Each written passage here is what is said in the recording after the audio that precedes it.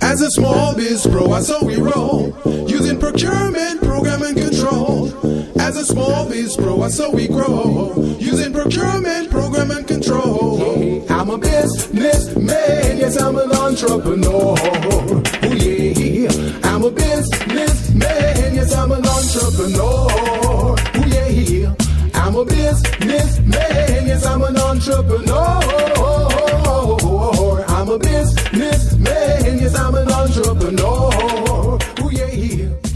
Crystal Mitchell, do you have my business flag? Good afternoon, everyone. This is a Business Zone with Crystal and Gilbert Buchanan, your small business paramedic. And today, Crystal, we're going to have a great show. We're going to have a great show. We have one of our celebrity photographers going to be in the house shortly. That's and right. He's going to talk about how show business is a business. And we kind of were talking about that last week with Roz. Yes. You know, and a lot of times creative people. In fact, I was talking to someone at in class today, Elizabeth, who's with the Gang Work First Gang program, and so she informed me that she's an artist by that's really what she'd like to be. That's her passion. Wow. And so, but she was trying to figure out how do artists make money? Because they, is what I asked Ian the other day, right? The right brain, the left brain, exactly. Right? And so I was giving her some ideas, and she went, wow, I never thought about that. And then, so I'm going to bring her and Ardina Brooks together. Good. That's good. Because they kind of, it almost sounded like a same conversation. Like they complement each other, and I was like, okay. Yes. But,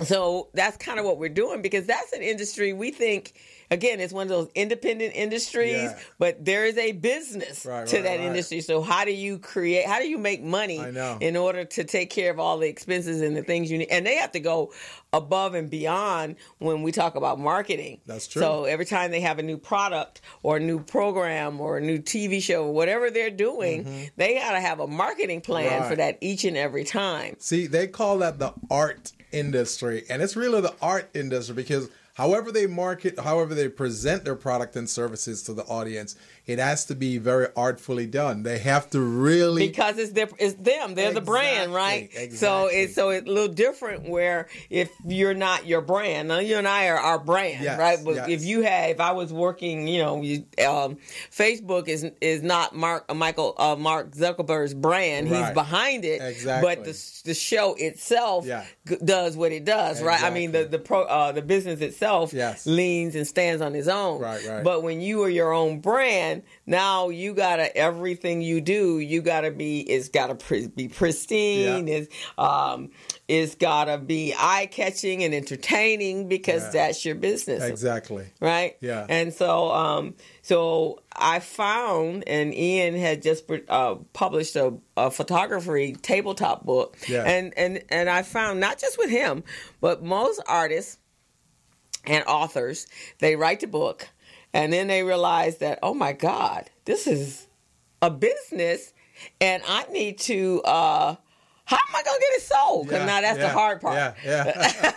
So they create it, and then they're wondering, okay, how do we market it now? Right, and it really should be, and when I, that's one of the things on my bucket list, or my soon-to-be bucket list, because I want to get paid to speak. Oh yeah. And one of the products that you need to have is a published book. That's right. That's what gets you on the dais. We're almost there. We already have the content. We haven't got the time to coordinate it and put it together and make it happen. Right. So even if it's a collaborative book, long as it has your name on the cover to say. So a lot of people, that's what they're doing. So that's actually what our guest has done. He's actually collaborated with someone. Right. So, which is good. Heroes and legends, huh? Yeah, heroes and legends. We're going to talk to him. He's going to be here shortly. And that's what we're going to talk about, the business of show business. Yeah. Today, before we get into that, first of all, and he just walked in the house. Nope. There. We'll get you in a minute. Yeah, sit there. So here's something. I have to share some protocol with you. The White House is all the news because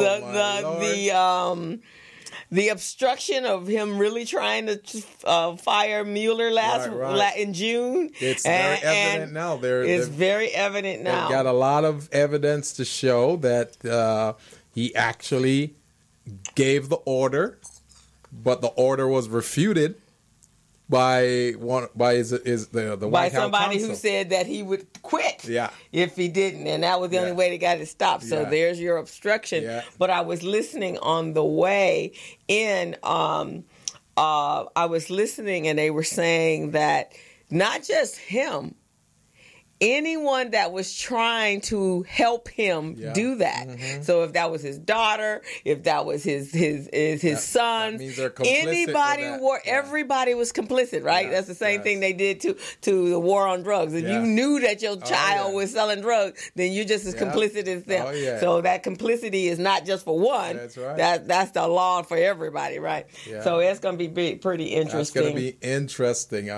Right. Wow. Now, wonder what the next few months are going to be like. Wow, it's speeding up though. Yes, it is. And the books that are now coming out, and just imagine, there are certain people like April. That's the White House correspondent. Yeah. Oh my God, her career has just gone to another, because she can write a book. Mm-hmm. Well, didn't she just write a book? Well, they're gonna write some other ones after this is all done, right? Because they know some stuff that we don't hear every day. Yeah. Every journalist, every talk show host, everybody they about to be paid, because that's gonna be a bigger market than Nixon. It will be. Yeah, so that'll be pretty interesting. And now with everyone in social media and all of that, because it gets out there really quick.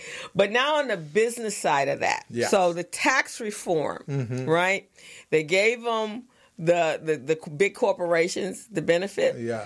So yesterday, I know two things happened this past week that affected business and consumers. Yes. One was number 45 put a tariff. Yes, I saw that. Solar panels, washing machines, and washing machines. Yes. So washing machines are going up another $50. That is crazy. And LG, they just jump right into it and say, hey, because of this tariff, we're going to have to increase our prices on our washing machine. Now, who's going to suffer from that? Not only residential consumers, but those laundromats.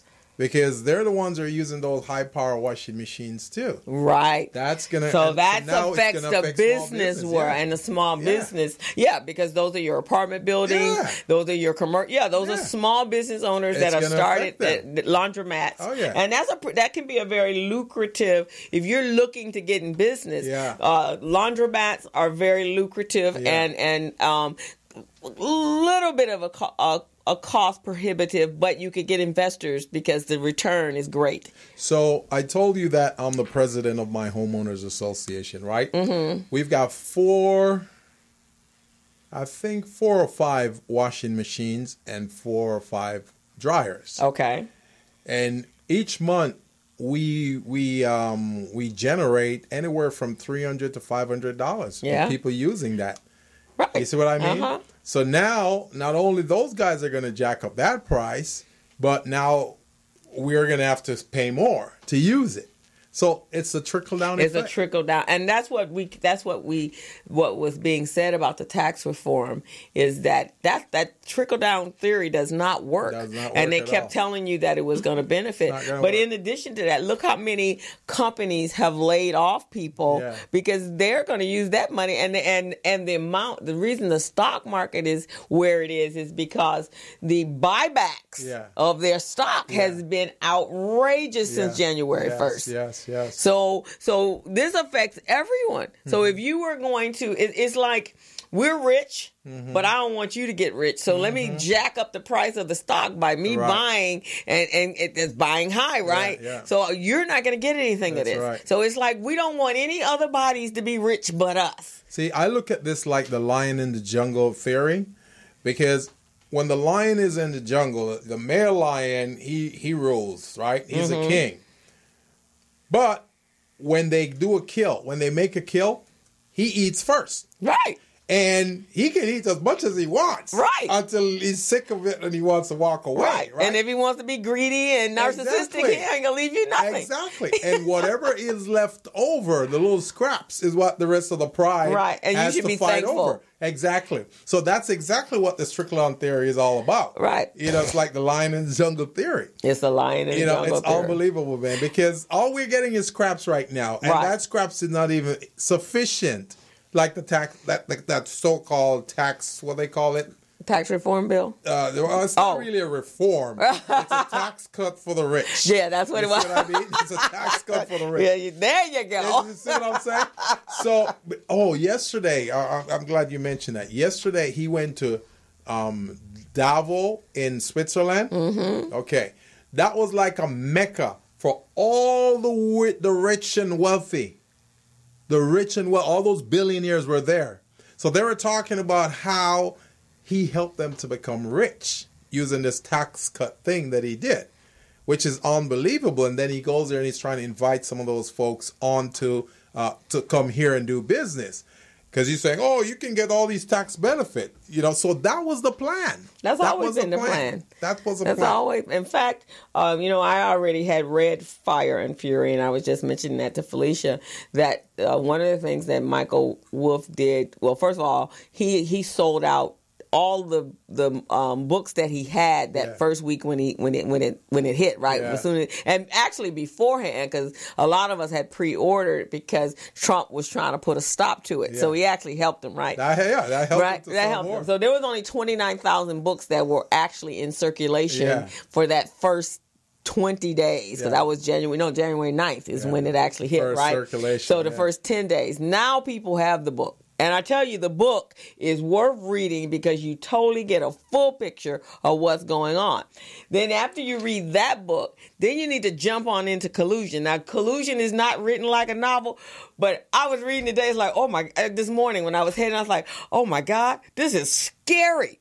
Because the involvement of Russia is, oh my God. It's tremendous. We have been, if you want to call it anything better than, America was just raped, and they don't even know they were raped. We've been bamboozled and raped. And they have, and all these rich people who are benefiting from it, they are all in on it. That's right. All of those corrupt. So all of those people that keep arguing and saying that Trump didn't do this, and especially the wealthy ones, Corker. Oh, all of them are just getting Corker. Right, exactly. $600 million a year. Corker. Right, exactly. So that. People, all I'm going to tell you is, I know you don't like to read, but if you don't even like to read, I'm going to suggest you get Audible. Yeah. And if you got Amazon Prime, you get Audible, you get free credits. You can get a new book every week if you choose to. And all of this affects your small business. Everything. All of this stuff that's going on affects your small business. So you really want to know what the impact is to your business and how you can mitigate that impact. That's really what this is all about. You can't be a turtle right now. No. You can't draw your head in and say, I don't want to listen to it. I want to hear it. No, because it's going to affect you. Now, here's a new thing. Last week with they're silently rounding up people, Latino people, and actually physically, it's like a roundup like they did with the Jews. Yeah. It really, truly is happening. Yeah. But one thing that was really significant, and this applies to anybody that was born in another country, and you're a naturalized, you got your green card, and then you got your permanent residence, and you became a citizen. So last week there was a guy from Poland. He had his citizenship. Yeah. He had gone through the whole process. They deported him. What? Yeah. They said he was not born here in this country. He'd been here for 40. Poland. He was here for 40 years. Rare. That is rare. He was here for 40 years. He's a doctor. His wife is American and his kids, but his wife was born in America. But he has his citizenship. Wow. They deported him last week. That's serious for people from other countries. That's making me nervous now. Yeah, my girlfriend, I talked to her, she goes, oh my God, because they're all from Cuba. Yeah. And they all are citizens now. Unbelievable. So it's one thing when we're talking about whether or not you have so the next step was, so they've been deporting some that had their green card status. Yeah. Now those that have gone that next step and you paid your money. Yeah. I know my girlfriend, her, and when they talk about the chain in the immigration. Yeah. So when they got here, that's usually the goal. You come, you do what you need to do to become legal. Then you reach back and you bring your family with you, right? So they want to eliminate that. And they want to eliminate all quotas. That's ridiculous. Right? So that means shut it down. We don't want nobody else in this country. And as soon as we get all these other people out, we're going to keep the Negro people because we're going to put them back in slavery. Yeah. So, my girlfriend, her parent, and it took about 20 years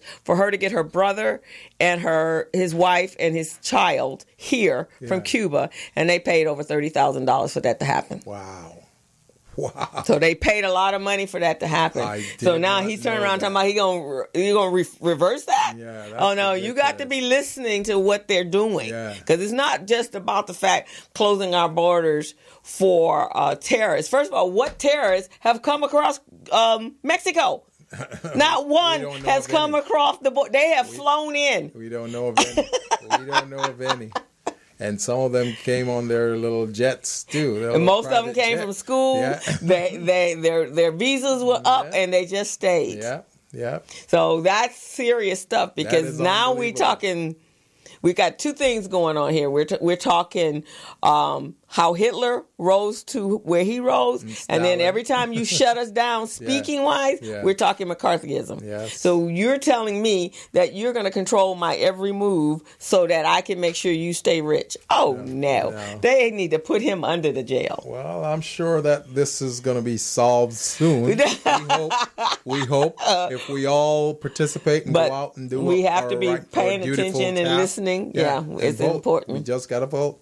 You got to vote, and you got to rise up. You got to protest like the women are doing. Well, the one thing, what's her name? Richardson. What's her first name from Planned Parenthood? Is it Ann Richardson? I think so. Yes. Yeah. No, that was her mom. That was her mom. Her mom was Ann Richardson, but she's a president and CEO of Planned Parenthood. What she's saying right now is she's saying that they're encouraging a lot more women to register to vote and also to run for offices. So they're saying that when they did that march, was it last week they did that march? 20,000 women sign up to run for offices. Oh, and that's also Emily's List. Yes. Yeah, Emily's List. Yes. That's actually a female celebrity, actress they're all sitting on that type of board. So they're galvanizing women that can run, which is good. Yes, she was on the lady that is behind Emily's List. She was on The View this past week. Yeah. So that was good. But here's something else, and so women are starting to band together to help each other. So the young lady, I want to say this is I can't think of her last name. It's with an S, but I actually just recently saw her in a movie called Molly's Game. But she was she's going to be in the movie with Olivia Spencer. Mm-hmm. Is it Spencer? I think it's Olivia Spencer. So when they were negotiating contracts, so she's white and Olivia's black. Mm-hmm. And so she said, look, here's what the deal is. If you want me, she and I get paid the exact same amount of money. And this is what I'm looking to negotiate. So this lady has now, because this other woman, other actress, backed her up. Wow. She's going to be paid 10 times more than she's ever been paid for any other part that she's ever done. You said Olivia, right? I think it's Olivia Spencer. She played in... she's been in a lot. She played with... I think it's Whoopi Goldberg. No, what was it? The Help. The Help. Yeah, she was the one that brought the pie. That's that woman. She's good. She's good. She's good. I like her. Octavia. Octavia. So now 10 times more than she's ever been paid. It's about time. Because this woman said, no, if you want me, you want her. See, and that's what this Richards lady, I can't remember her first name from Planned Parenthood. That's what she said. She said that we got to start standing up for women of color because they've done a lot of hard work. They also are the ones who go out there and vote more than any other group. Mm-hmm. And we got to start standing up. She says, white women, we need to step up because the women of color have already, the black women are already standing up. And we got to support them. Yeah. So what you just said reminded me exactly of what she said, because that's exactly what she's been saying. That if you see one of them fallen and they're hurting, you go support them. Right. Don't just let them be on their own. Right. And that's what we're doing here for businesses as well. Right. We have to come together to help. Yeah. And even if it's in your specific industry, and if you've moved, and we talk about this, it's about that elevator going up to the top, you got to go back down and pull up. Send it back down. So maybe Trump, this is the silver lining that he's forcing everyone, because he's galvanizing people. Right. Because that is just so despicable that you going, oh, wait a minute, I don't want to be. So now we're galvanized. In fact, I remember last year, the beginning part of the year, right after one of, Philandro had been murdered. Mm-hmm. And there was this young woman on Facebook. It was a Facebook Live, and everybody was outraged, right? And she was in tears, and she says, she did her Facebook Live. She goes, white people, you got to talk. You guys have to speak up, because they are not hearing us. Yeah. We need you to speak up and to say that this is despicable behavior, because they will never hear us. Right. And so she was pleading for them at that point. So that's what we're talking about, is all of us, if you're human beings, whatever, no matter what your outside coat cover is, because inside we're all the same, then we are human beings, and that's who we should be fighting for, the human race. And you know what's amazing? I think before groups start coming together, you're going to see women coming together first, then you see men. Well, that makes sense, then, because women, well, first of all, as a female, and if you're a female and you have children, then you've already stepped outside of yourself by the fact that you have to be there as the sole support of your children and your husband. Yeah. So you have a vested interest that I didn't give birth to this child for it to die in the street or it not to become an adult. Right. So you got a much more commitment. There's a saying that they say, the pig is committed. Oh no! Wait a second.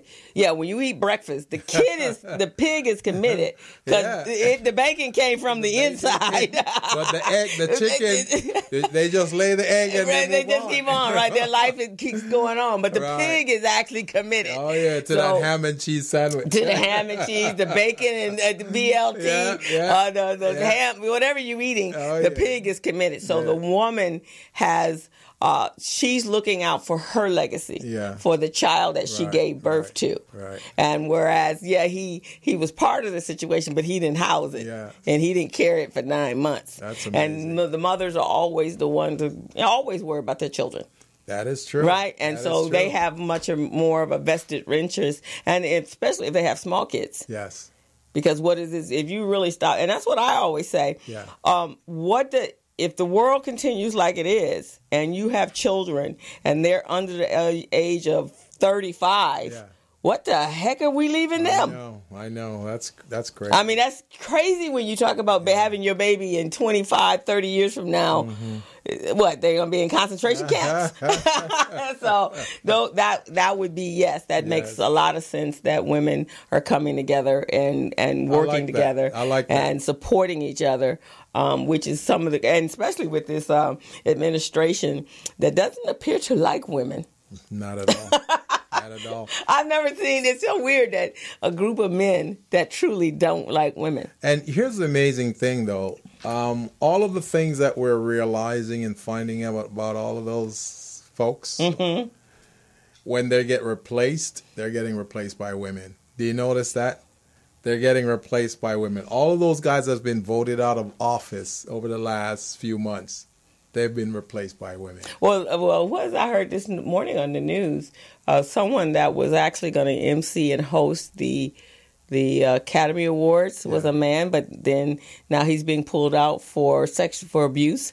Was it that guy? What's his name? Is Fernando? No. Franco. Yeah. So now they're looking at a woman being the replacement, which is interesting because that was one of the things they said at the last, I don't know, remember, the Golden Globes. Yeah. Even though they were all standing up, Me Too, and they were in their black, there were no awards that were none of the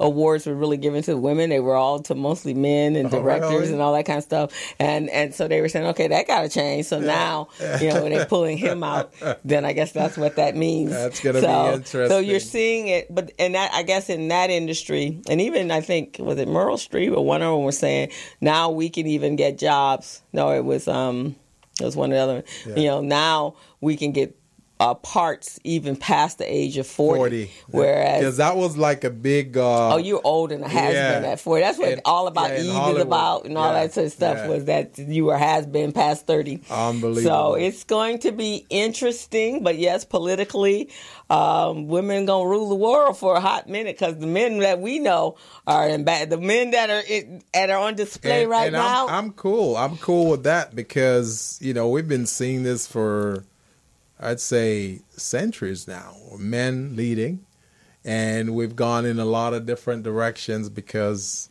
of the leadership of men. So now we want a different flavor. We want to see how else it works. Right, exactly. With women at the helm, see how that works. If that doesn't work, then we find somebody else. Maybe somebody was handicapped, and see how that works. It's just, because right now they've been at the helm, and there's no nurturing quality about them. I think the more power they have had. I've been watching a series, and it's interesting when you watch for international television, when you watch shows or movies or from international shows. I'm watching this one called The Call of Midwives, and it's shot in London or in England, and it was about midwives when they were doing that. And it's just so interesting that these women had no control over their bodies, so no contraceptive, no nothing, and they were having babies upon babies upon babies. Daddies were going off doing whatever they want, and all they could do was just have babies. And then these in England is probably worse than here. I don't, because they didn't have women's suffrage like we did, right? No. So they even had to have. I was watching one show last night, and it was like, contraceptives have just gotten theirs in the 60s, right? And she says, "Does my husband have to sign like I do, like he has to sign for me to have a bank account?" Oh. That is deep. So we thinking just here, but in England and Great Britain, these women had no power. Everything that they did was that, even if they moved out of they got divorced, then he got everything. He got the kids, he got the house, they were put out on the street. That is deep.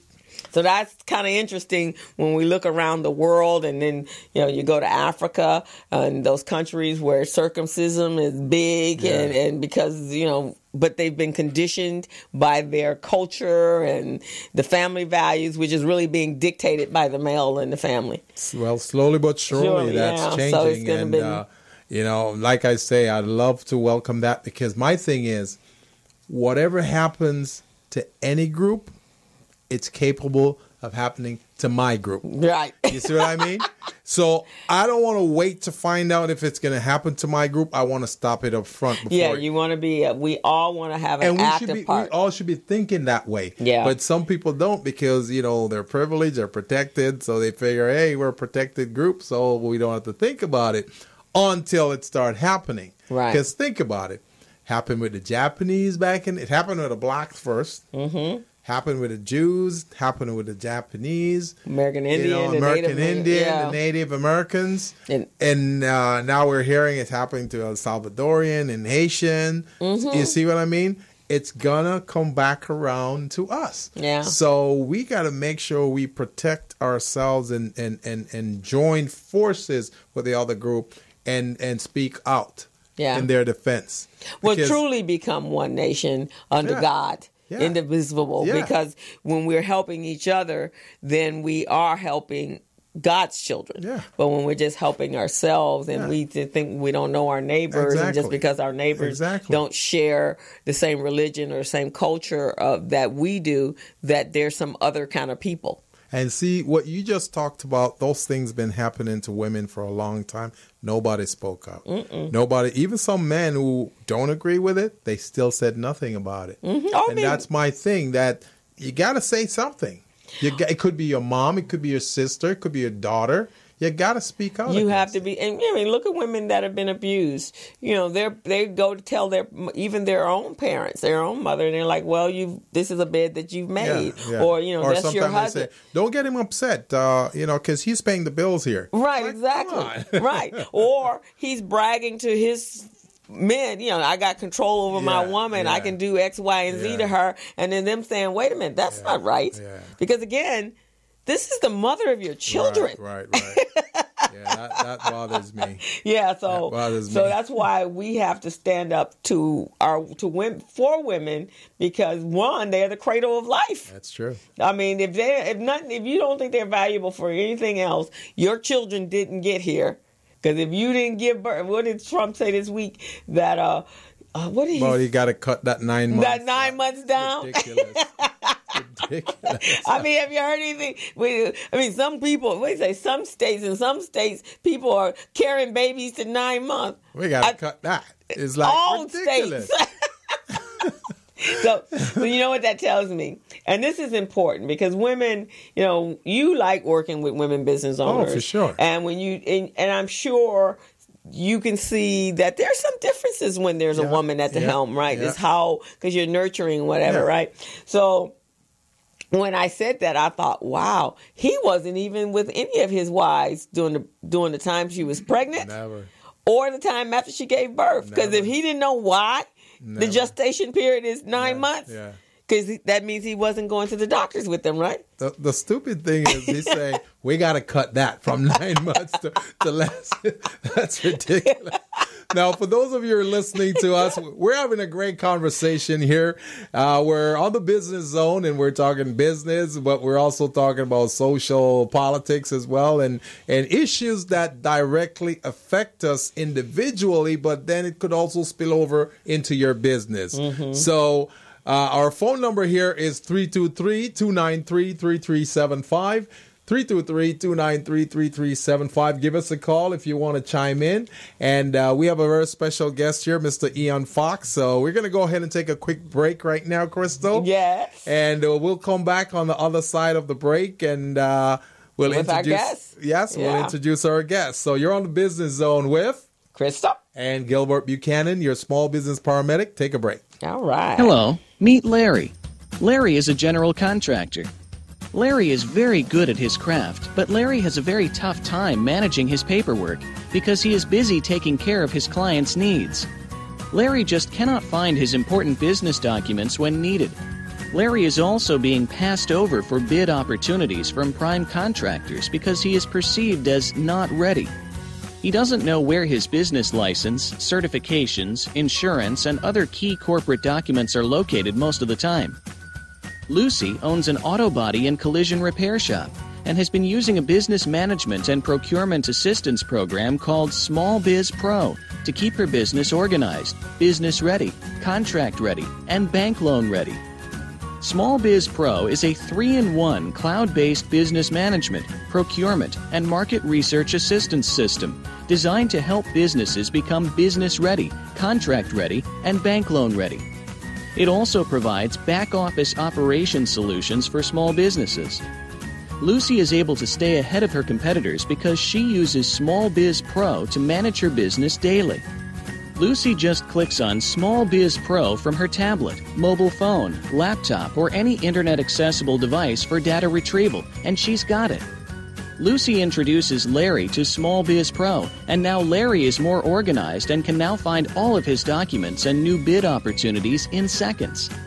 Larry now saves $120 in labor costs for each missing or misplaced document. Just simply go to your web browser and log into smallbizpro.net and register today for a limited 30-day free trial offer. Services start as low as $1 per day. Let's put the competition out of business. Small Biz Pro. If you stay ready, you don't need to get ready. Register now at smallbizpro.net and begin saving money. Email info@smallbizpro.net or call 626-533-1186.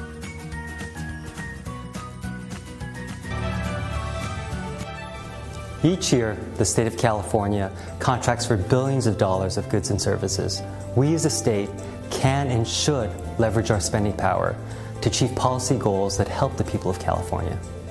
One major policy goal we have is to create jobs and grow our state economy.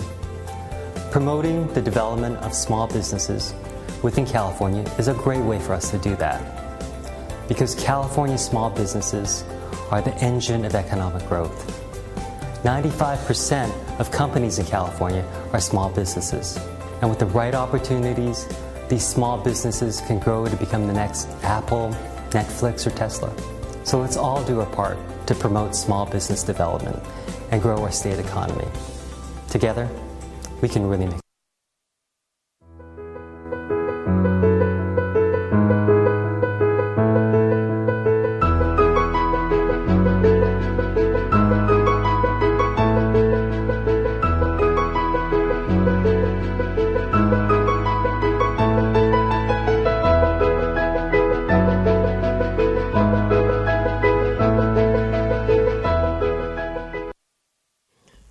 So we're back on the Business Zone with Crystal and Gilbert Buchanan, your small business paramedic. And Crystal, who do we have in the studio We today? have Mr. Ian Foxx of Fox Media, is it Media Group or Photography? Fox Media Group, LLC. Oh. Okay.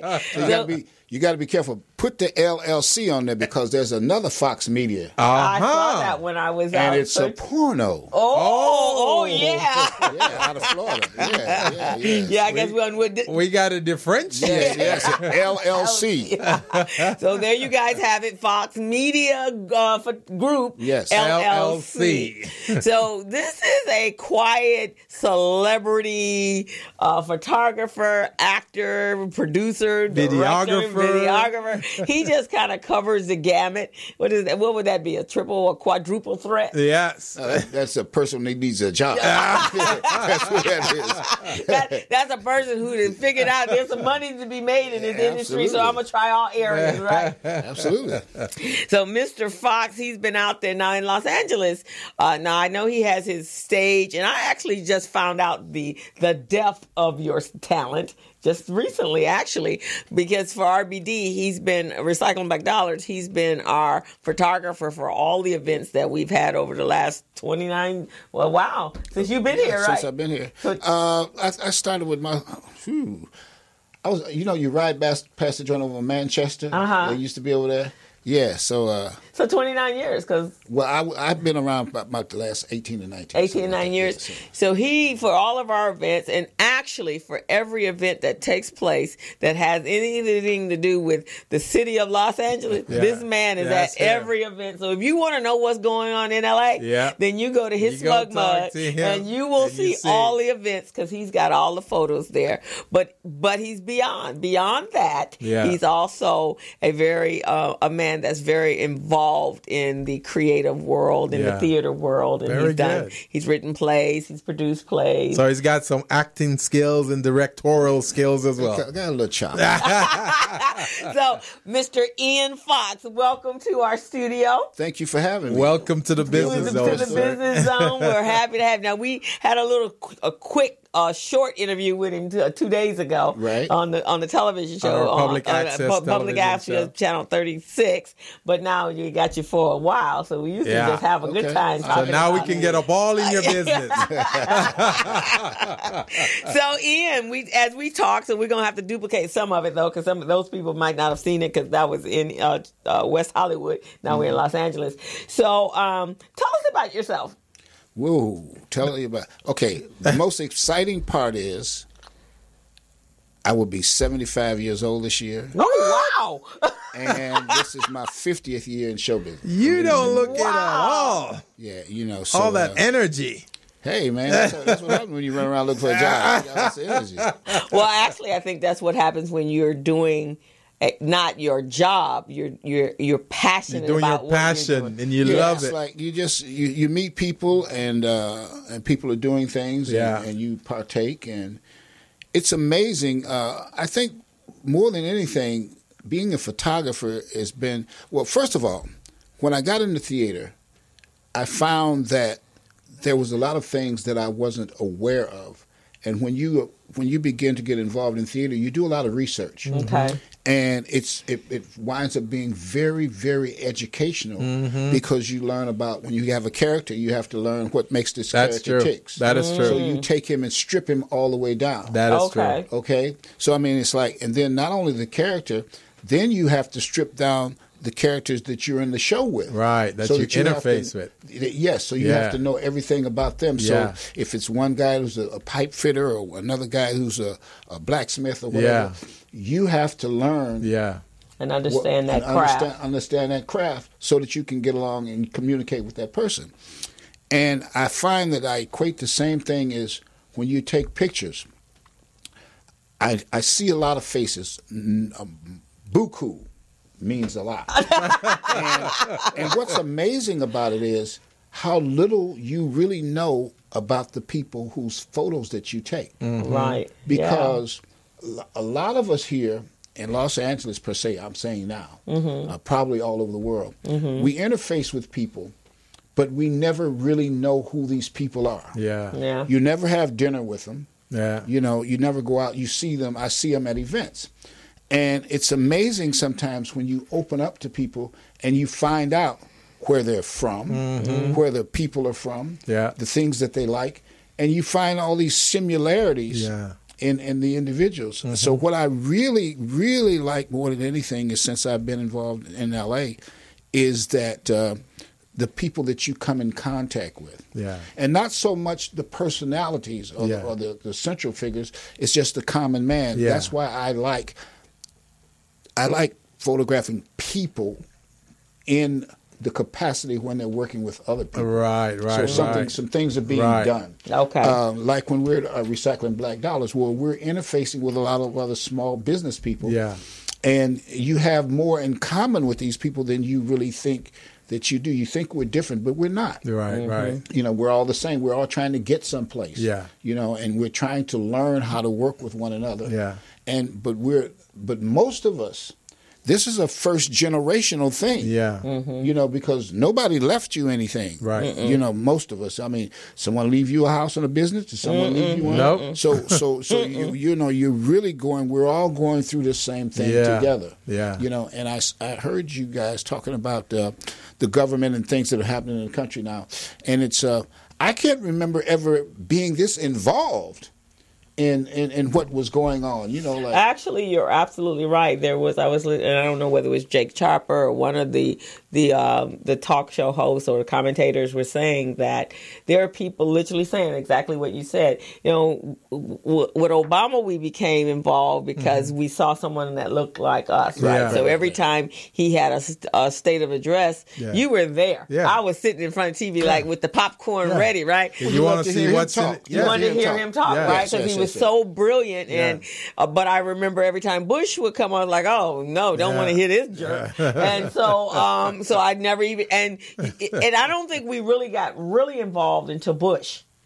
Prior to that, which is why this probably happened, is because we go vote. They tell us who to vote for. Well, we got involved with Bush after 9/11. After 9/11, exactly. During 9/11, and then what was the hurricane down there when he never did? Katrina. Then we got involved. But prior to that, I mean, like they were like plastic people. Right. You know, they were over there. When it came time to be human, right. You know, then we said, oh, this president we have, he's kind of human. You know, he talks about things, and it's I mean, it was peaceful when he was in the White House. Now, I mean, like, it's all relative, right? Because who could have thought that there was going to be somebody crazier or more lunatic-y than Bush? But I mean, like, you know. But now I like him as a person. We call, well, see, like, my take on it is this: a lot of people are upset with Bush. I mean, with the current president. Number but it's 5. Like this. 45. Okay, 45. But look, it goes beyond. It's the people who did it. Yeah, you're right. The people did it. He didn't do it. He talked a good game. But now we find out how upset a lot of people have been the last 8 years. So they didn't care what got in there, long as it was somebody else. Somebody else, you know. So no, you're absolutely right, and I think we were at that point when right after Bush and 9/11, we were at that point. Oh my God, he will be fantastic. And then when Hillary was running, okay, people were thinking of the lesser of the two evils, but little did they know how evil, how deep that evil strand was. But you're absolutely right. But I think it's also important. I think the other time, and we were all too young probably to pay attention to this, was during the time when Kennedy was president, and you had what was going on with Cuba and the Koreans and that sort. But we were all kind of young. I was in the service then. You were in the service, yeah. Yeah, with the Bear Pigs invasion and all that stuff like that. Right. Yeah. So you understood a little bit, but I don't even think you, because we didn't have the internet. Oh, no, we didn't have. We just saw what was in the newspaper. You didn't have 13,000 news shows. Right. Yeah. So that they can discuss it all day long. All day long. So that's some of the reason why we're so connected. But you're right. I think, but the most, the memories that stick with us during those issues, the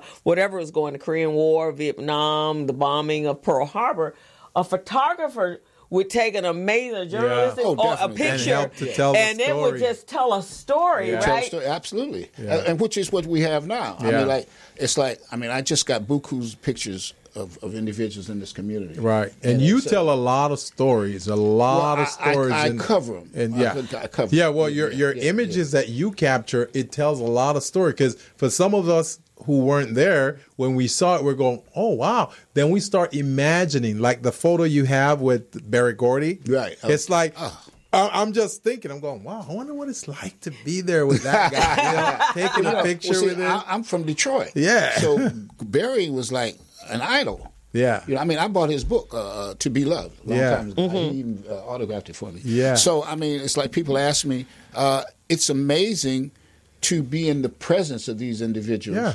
And you see them in another light. Yeah. It's like, as being a human being. Yeah. You got pictures with Smokey Robinson. Oh, man. And the Miracles. Yeah. I mean, I'm trying to figure out what it was like to even talk to that guy, because you see him all the time on the screen, he's singing, he's performing, and then just to have a conversation with him, just to see how he thinks. Smokey, all of these guys, to me, are beautiful individuals, particularly, and they have a lot to give and have given to the world. Yes. I mean, I got pictures with Muhammad, as well. See, you were our representative. You were there representing us, because you get to talk to them. You get to, rub shoulders, while we're on the sideline going, wow, we wish we could be you there. Yeah. Well, I mean, see, that's part of what I'm saying is, a lot of times we don't take the initiative to find out about these individuals. You take it, you let someone else report it to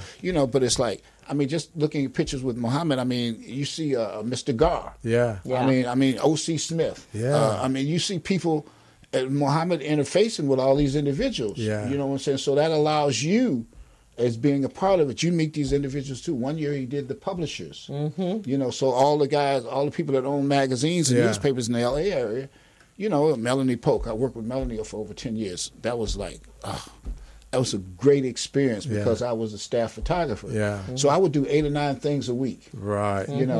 And people think you'd be everywhere. I said, yeah, but you got to be there to see me. Yeah. We talked about that the other night. Right, exactly. You had to be there, but it is, and that's actually, it's kind of sad, because our funding has diminished, where we can't do our awards luncheon or our dinner. And at that time, when we were bringing in industries of individuals, so you actually saw and met the movers and the shakers in Los Angeles. Yeah. Well, I think now what you hit upon is a good note.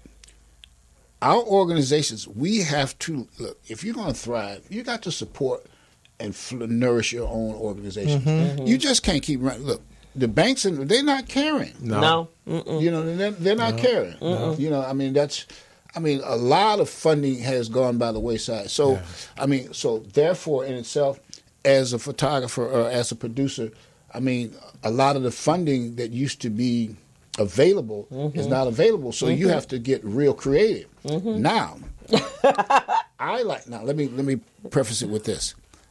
I started out with the company a long time ago in New York. I had Rod Mack Ventures, and then in Seattle I started actually the Fox Follies brand. Okay. And we did shows and et cetera, et cetera. but now I'm Fox Media. And to understand the depth of the word media and how much it covers, okay? So what has happened is the funding has dried up, but the other avenues are available to us if we take advantage of them, like we're doing here yesterday. The other day we did television. Today we're doing radio. You know, and when we start supporting each other and supporting each other's products and supporting each other's business and come together as a unit as opposed to being little individual guys. Right. Yeah. You know, you can't fight City Hall by yourself. No, you cannot. You need to be a cohesive. Absolutely. It's like a chain. Absolutely. If the links are strong, you can't break the chain, right? But if you got a weak link, then the chain is only as strong as its weakest link. That's right, right. Exactly. So you have to strengthen it up. So all of these things, I mean, as we talk about doing different things in the entertainment business. I mean, you got writers, you got producers, you got directors, you got performers. Well, first of all, when we first got involved, we were all wanted to be seen. You didn't realize that there was somebody that was filming this stuff. Somebody was holding up cue cards. Somebody was building the set. Somebody was doing the costume. There's an enormous amount of jobs that are available in this industry. Right. If you take a look and find out what's going on, everybody can't be up front. Right. It's like there's only one president, but wow, what a staff. Right, exactly. You know, there's only one Muhammad, but he had a staff. Right. You and Jackie B are carrying it on. And a few other organizations. I see Danny Bakewell is one. He's got his family involved. You know, Mark Ridley Thomas has had his son involved. So you're seeing things being repetitive and seeing things happening. I particularly like what I see happening here in Los Angeles. This community, I think this is the baddest community, bad meaning good. Because there are a lot of diverse individuals involved in a lot of facets of the city administration, big businesses, banks, and all that kind of stuff. And these people are available if we do our due diligence and find out how to get everything together. You know, I can't do shows without somebody helping me put them together and an audience. Right. We're supporting others more so than we're supporting ourselves. Exactly. But at the same time, it's creative. This internet thing has created so much, you know, that we just have to learn how to take advantage of it to make things like books and to make things like films and to make businesses be relevant to us. You know what I'm saying? We're spending and we're not getting any bang for our buck. Exactly. And, you know, there are certain areas that we've been limited in, but we don't have to, especially in your craft, because with the internet, you have Hulu, you have all these independent individuals where you actually could go sell your treatment to, and they will put you on television. You don't have to go through Sony and DreamWorks and all those places. What happens ultimately is Sony and all that, they buy all them things up. Right. Okay. Yeah, eventually. They buy them up. Now, I'm glad you said that. I remember when HBO was the new kid in the block. Yeah. I mean, since I've been in Los Angeles. And they started broadcasting old shows. Yeah, they did. That for their revenue. Right. Okay. And so now, like, HBO is like, wow. Right. And all of them have original content. Absolutely. Everybody has original content. You just brought up a good point there that got me thinking about you and the history, the value that you bring to the marketplace and this industry. Now, as you know, Netflix, they're content driven. Absolutely. So no longer do you have to have a lot of money, be rich, run a studio to produce a movie and get it out there. Now you can produce your own movie and market it to Netflix, and they will carry that for you, and you get paid. So with what you've done, I'm thinking that you've got a lot of content. I think you could put that together. And actually, you should see his play. So there was a play that I attended. It was all male cast. And I think it was on Hounds. Was it Hounds? It was on cheating and that kind of stuff. Yes. You wrote it? You wrote and produced No, I directed it. He directed it. And it was Ken Davis wrote it. From a male perspective on how they had messed up a relationship. Right. And now they were having, so it was little vignettes, right? Yes. Within a play environment. Right. That's when I realized, whoa, this man is more talented. he's more than a photographer. Because I had never been to any of your plays. Photography is my last frontier, and that's been the last 20 years. I mean, but I started on stage like in 1968. And then you do something else on the Buffalo Soldiers. I remember reading. I went to a reading for there. We were trying to get that off the ground. I thought it was a very good project because most of us don't know who the Buffalo Soldiers are, or what they did. I mean, the Buffalo Soldiers responsible for clearing out the West for the white man fighting the red man. They still don't. Okay. Yeah, and it was a powerful. I mean, I didn't even see the play part. I was there just for them to do the reading. I think you guys did it during Black History Month, and I was like, oh my! And I mean, just celebrities, some major celebrities were there. Oh yeah, well, I mean, that's part of it. I mean, in this whole thing now is people will come if you have someone they're familiar with, particularly. Right. Now, what helps a lot, if you're Tyler Perry, you put your name above the title and people come because you're Tyler Perry. Yeah. Right. But if you're Ian Foxx, they'll come because you got David or somebody. You still got that celebrity name, though, that Ian Foxx celebrity name. Yeah. Right. And then you had Tommy Ford. Oh, my man. Yes. And I think I've seen a couple of his plays. Yeah. Tommy Ford. I met Tommy Ford back when Inner City Culture Center was alive. Yeah. And we did a play. We did some play readings, and Tommy was like a student at SC. Yes. And he remained my friend up until his untimely departure. Oh, he died? Tommy died about a year ago. I did not know that. Oh, yeah. Yeah. Wow. Young man, 50-something years old. I mean, a beautiful, beautiful spirit. So he was 50? He was like 54, 53, 54. Wow. I thought he was late 30s, 40s or something. He's just a... good black don't crack.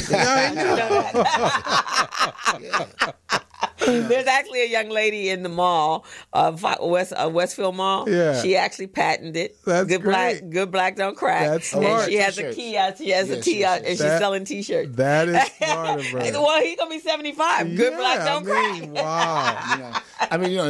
All this stuff sneaks up on you. Because when you're having a good time, liking what you're doing, meeting people and stuff, they're down parts, but they don't last long. So going back to what I asked you earlier, have you thought of marketing your content to Netflix?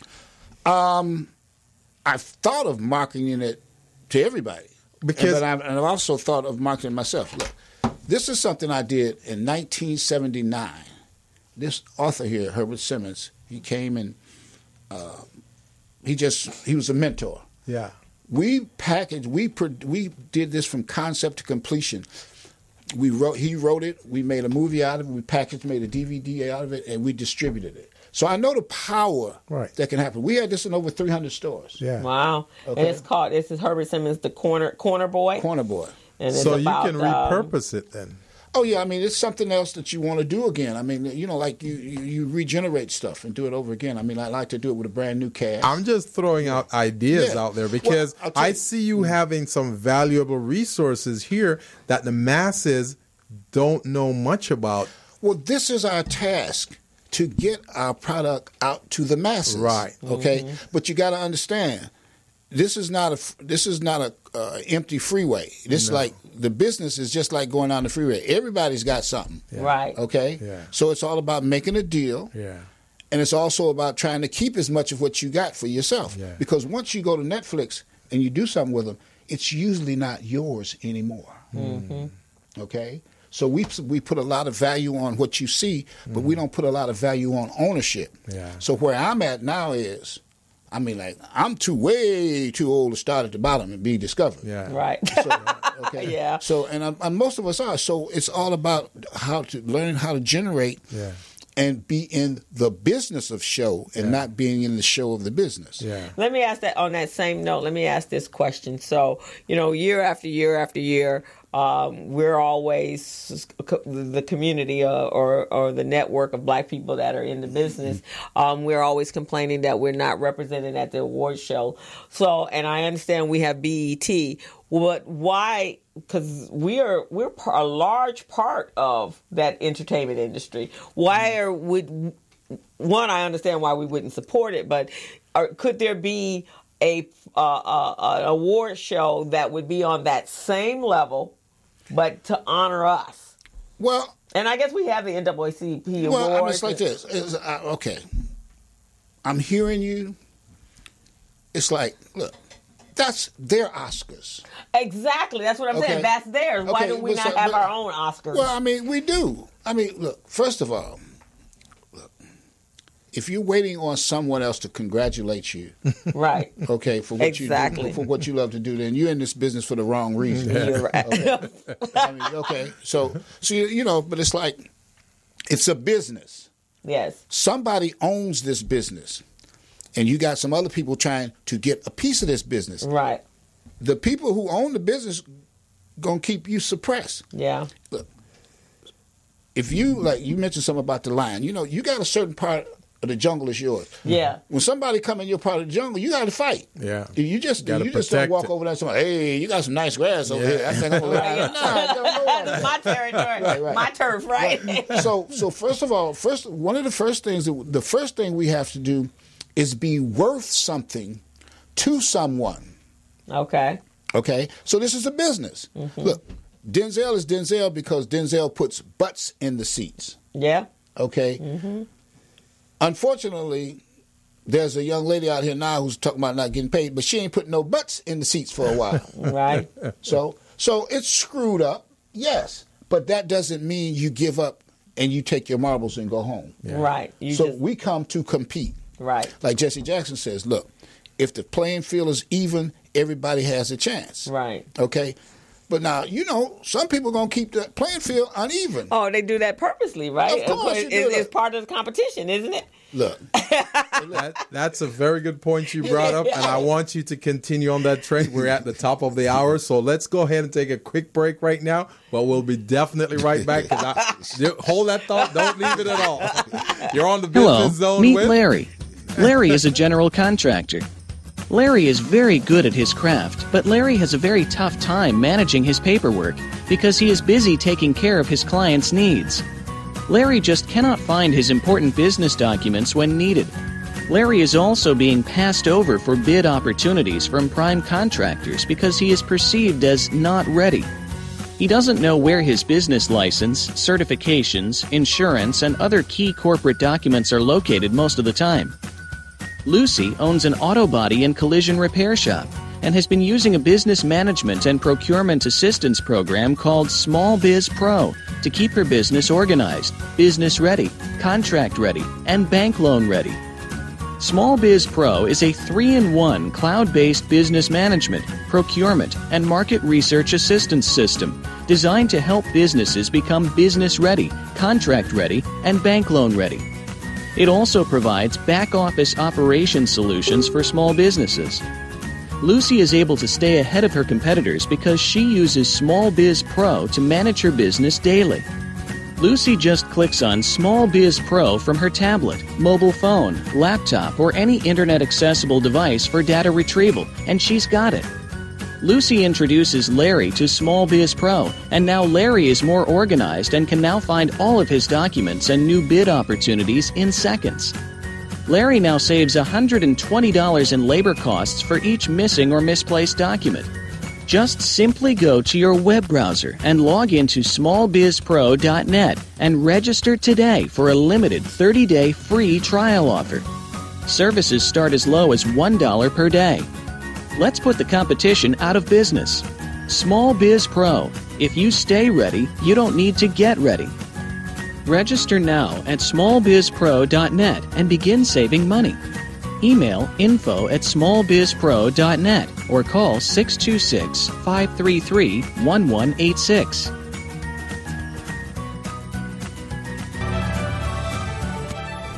Each year, the state of California contracts for billions of dollars of goods and services. We as a state can and should leverage our spending power to achieve policy goals that help the people of California. One major policy goal we have is to create jobs and grow our state economy. Promoting the development of small businesses within California is a great way for us to do that, because California small businesses are the engine of economic growth. 95% of companies in California are small businesses. And with the right opportunities, these small businesses can grow to become the next Apple, Netflix, or Tesla. So let's all do our part to promote small business development and grow our state economy. Together, we can really make it. So we're back on the Business Zone with Krista And Gilbert Buchanan. And we've got a very special guest in our studios today, a legend in the movie, filming, photography industry, Mr. Ian Foxx. And we were just having some great conversations here about the history of movie filming. And he's got a book out called Heroes and Legends. Heroes and Legends right here, as you can see. It's an amazing book. And Crystal was just having a great conversation with Mr. Foxx, and we're just loving this conversation. So, well, and some of it is because this book, Hero and Legends, it kind of is a collection of memories of pictures taken of celebrities in our industry. And we were having, during the break, a conversation on how do we, as Ian had said before we went to break, we're waiting for someone else to celebrate our greatness and to tell our story. When we can tell our own story, we can uplift those in our community that are great and to recognize them and create our own data bank of stories and awards. So, but just because the Oscars is what they deemed as you being at the top of your game, that's not necessarily so. Oh, I think it's better if you are being acknowledged about the community of which you're telling their stories, the NCCC awards and all of the award shows, that you see us when you go in there, everybody in there. And while you're everybody in there, that is saying you are the best in the country in our industry that look like you and I, right? Or it should be. It should be. Well, look. But I guess it's not significant enough, right? Look, personally, there are projects that receive accolades. I don't like them. Because it's based upon, as somebody once said. Well, for instance, there was some. Okay, I don't want to even get to that because it's political. But let's get to the business part of the thing. This is the right, business and that's zone. there's the business, that's what we're talking about. Okay. We have to accept this is show business. Right. This is not show history, show black. It's show business. Show business. Okay. So it's all about generating revenue. Yeah. You know, because the motion picture is an industry. They are not there specifically to tell. That's not their job to tell your story. They're making money. Now, if you can tell a story that's entertaining and profitable, you can go a long way. And you find your audience. That's how being in business is. You find your audience. Yeah. Okay? We have to embellish our audience and learn how to be in business. Yeah. Because one of the things that's always going to happen to you is someone else is going to own your stuff. Okay? Yeah. I mean, like, I was a part of a franchise called Penitentiary. The movie, Jamal Fanaka with Leon Isaac Kennedy. Yeah. Oh, really? Yeah. Leon was in it. Yeah. Oh, they did like 3. Oh, yeah. I went to cons with that. Oh, I had a love scene. Oh, baby. Oh my God, I didn't know that. I have to go back and watch that this weekend. I mean, that is okay. I take Jamal Fanaka. I met Jamal while he was a student at UCLA, and I had just come down here from Seattle, and I had a theater over here on Slauson Avenue. But anyway, Jamal wrote this film. He was a student. Jamal was from Compton. Yeah. Jamal graduated summa cum laude. Wow. Okay. This brother was bad. Yeah. Okay. So he wrote, directed, produced his own film, which was the highest grossing film in the 80s. Really? The highest grossing independent. I mean, went to New York, Raggedy came back, bought a Rolls Royce. I mean, Raggedy came back. But now, one of the things was, it was difficult for him to get another movie made because they wouldn't fund him unless he gave up certain rights, equity. In other words, they wanted to own the name Penitentiary and all the films behind it. Yeah. He didn't want to do that. Yeah. So that's one of the things that happen when you strike a deal. Yeah. Okay? So now you got to do business with someone. Yeah. Okay? And you want to get paid as much as possible. I think what we all have to do is learn the business. It's not. That's one of the things that I find so enlightening when you begin to be a producer. Well, you are in business because you put these components together. Okay, so you want to learn how to put these components together. Now, the next step is learn how to distribute it and exhibit it. Okay, this is where all of these new tools come in now. You got the internet, you got Hulu, you got all this stuff, right? But you have to learn how to do business, and you have to be persistent, okay? I mean, let's take, for instance, all three of us got a script. Everybody might not get it done, but who's persistent and learns more about the business and how to get along with people, even if you don't like them, okay? Yeah. So what we're faced with is learning the business of entertainment. Yeah. Just like you're faced with learning the business of whatever your small biz pro. Right here. Right. Okay. But now that's small biz. Okay. But now, like, you have to be able to define that and make that people understand exactly what that means. Yeah. Okay. Yeah. So it's like, for instance, first of all, you need a product. Okay. You get a product, you put it together, and then you want to get it out there to who you want to get out to. So you're looking for distribution. Yeah. Right. Okay. Now, I found out with this product, we had it in stores in the community. Now, I might not get Tyler Perry money or the big studio money, but you can make money. Oscar Michaud was doing this in the 100 years ago. A black man, Oscar Michaud, was doing this. Wow, that's a black history. So okay. Yeah, some black Oscar history Michaud right there. would take his movies and go around the countryside, find an empty lot, put up a sheet, and show his movies. Wow. Okay? Across the country. Wow. So he wasn't worried about whether somebody wanted to pick up his. He created it himself. If you love this thing here, you find ways to make it happen. Yeah. Right. You might not get a lot of money initially. I mean, but like. And you could, because one of the people, and Jackie, my co-director of Recycling Black Dollars, we just had this conversation, was Byron Allen. Just quiet, but he's one of the biggest TV producers in the working today. Over $300 million, but he was a comedian. He wasn't all that funny. Yeah. He went to school with my brother at Fairfax High, just kind of nerdy looking. Yeah. But the man has been quietly doing his own little thing. In the industry. They tried to keep, the industry tried to keep him out because they didn't want to distribute his product. He had a lawsuit. Yeah, because he had a lawsuit, right? He won so much money they can't even tell you how much it was. But now his shows are no, but seriously. But it was but being persistent.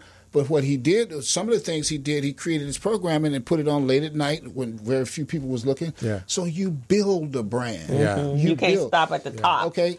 No. So too many times we want to start at the beginning. Yeah. It's like running around and talking about the Oscar. And what do it mean? Right. I mean, okay, look. Denzel gets an Oscar for being a dirty cop, but he don't get it for being a daddy. Yeah. So you can dispel that rumor. I mean, you can dispel that thinking that Hollywood is, you understand what I'm saying? So it's okay giving you an Oscar if you're depicting a character that shows you not in your best light, right? Let me tell you something. One of the first things you learn when you get to film school, films are the highest degree of propaganda. Yeah. Well, you see that. Yeah. Okay? Yeah. So that's what it's all for. It's shaping minds. Right. Okay? It's shaping minds. Okay? So we're making propaganda. Okay? So you have to understand what it is you're involved with.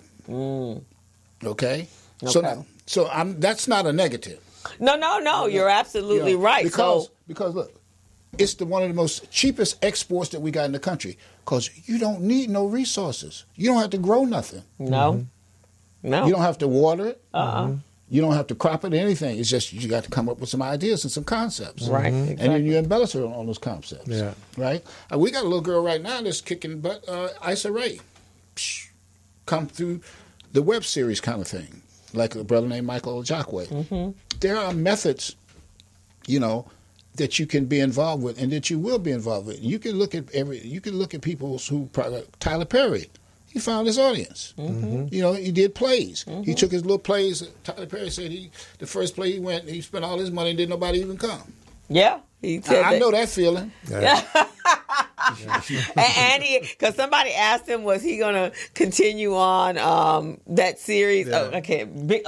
Medea. Yeah. He said, Medea pays. Yeah. Why would I stop something that's paying? Yeah. Okay. Beautiful. Absolutely. Right. And Medea ain't nobody but everybody's big mama. Right, exactly. Yeah. So he said it pays. Where I come from, where we come from, Yeah. everybody got a big mama. Everybody knows everybody. Big Medea. mama sit right in the middle of the house and run it. You can identify with Right. that person. So what happens is he found an audience. Yeah. Right.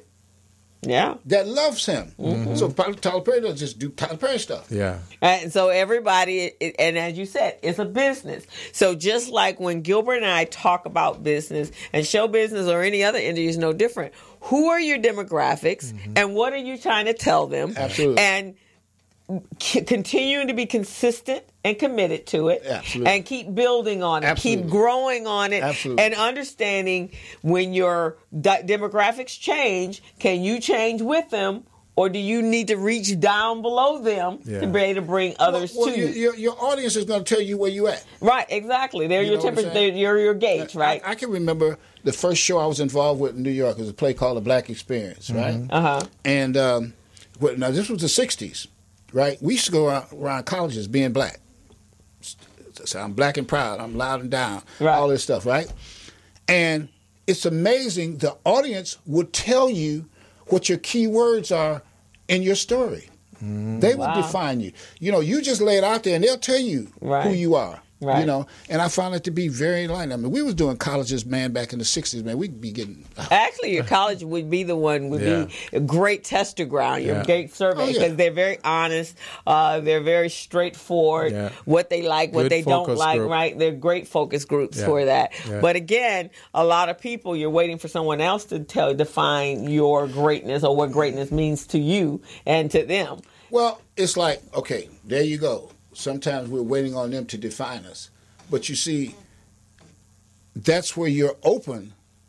It's like once you put it's like being a baseball player. You know, like once you get in the game, you define, you know, whether you can hit the curveball, that defines whether you're a baseball player or not. If you can't hit the curve, you ain't going too far. Right? Exactly. Okay, so in this business, if you can't adapt and hit the curve, then you won't last a long time. You know, you got to find out where your strength is. It takes a long time to even understand that everybody can't be a leading man. You know, particularly on stage. You know why? Why? Because the leading man has to be taller than everybody else. Oh, really? Yes. Oh, I didn't know that. Yes. Oh. So how do we explain Al Pacino in Robert De Niro? But that's film. He said theater. He's in the movies. Oh. So what they do is they prop him up a little bit. Yeah. Right. I mean, there's a lot of things in this.